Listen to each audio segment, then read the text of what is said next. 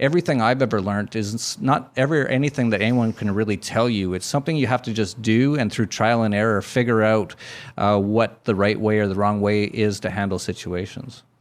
Yeah, I've always been a believer in, if I didn't take the path that I took, I wouldn't be where I am now. And I'm happy where I am now. So if I changed anything, I probably wouldn't be as happy.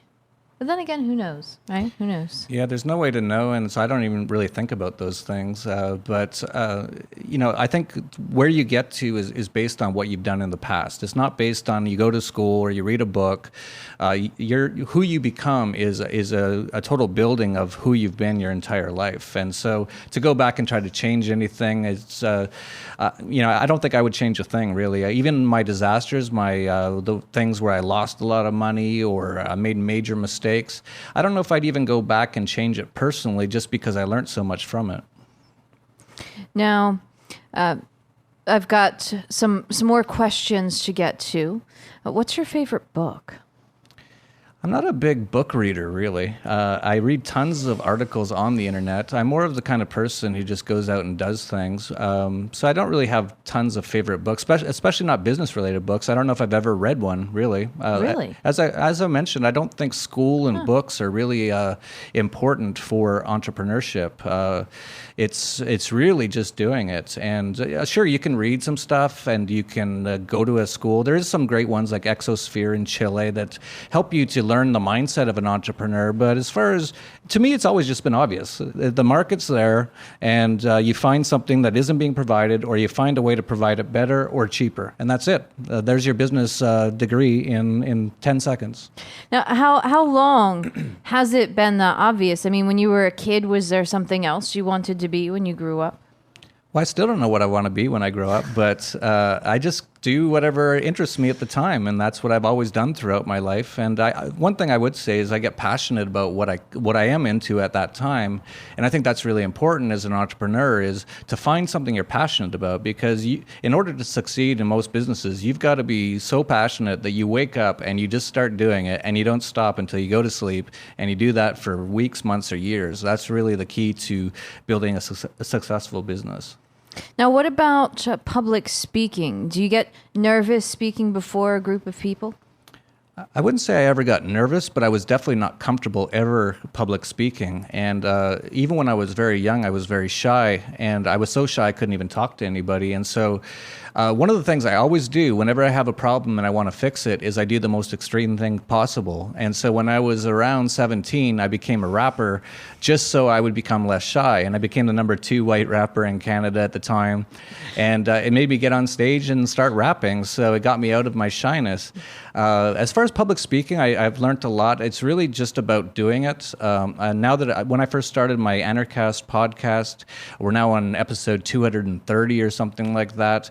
The first 100 were horrible. I was so awkward, and I wasn't like you, a radio show host type person. I'm sure you've got your own stories about how you've improved over the years, and how it wasn't easy at the start, and how it gets easier and easier just the more you do it. Yeah. So, yeah, it's just another skill you have to learn and get comfortable with. And when I first started, I just found having a glass of wine before I spoke never hurt. Never hurt, yeah, exactly. As long as it's just one. Yeah, if anything over 3 or 4, it starts to hurt, and actually gets really bad if you go more than that. So be careful. Yes, that it does. Now, have you ever had a mentor, and if you have, was that important for your success?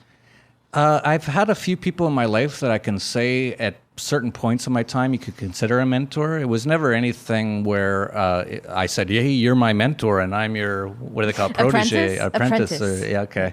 I've never said that's the thing, but it just turned out that kind of how it worked out. Because I'll give you one example. When I first got into what I'm doing now with the Dollar Vigilante and Anarchast, it's very based on libertarian philosophy and economics and finance. And the person who was really my favorite person doing all those sort of things before I started was Doug Casey. be.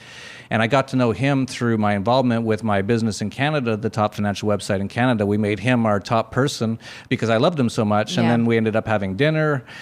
He started giving me some tips, and I was like, these are really good tips. And it wasn't so much that he'd give me tips so much. He just asked me questions until I worked it out in my own head what I needed to do.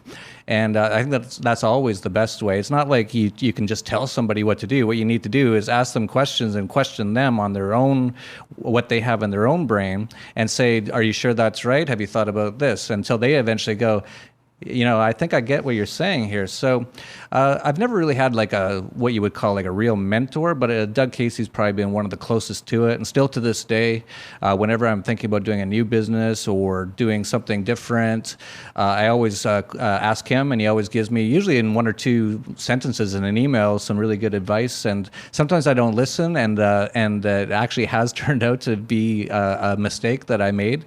That's why I was saying I'm not very good at listening to other people. I always think I can do it, and sometimes I'm wrong. And so I actually have learned to listen more to people since over the last few decades. But what you have to do is figure out who to listen to. That's the real key, because everyone's going to have an opinion. Yeah, absolutely. So what habits do you think helped make you successful? I think the main habit that I've always had since I've been a kid is every day I want to improve myself in one way or another. And it's not like something conscious. I've been doing it through my whole life now to the point where it's not even conscious. But I will notice if I do nothing on a certain day, if I just sit on the couch and watch TV all day, I'll feel really bad. It's like I didn't improve myself that day. I didn't at least learn one new thing or do something to make things better in my life that day.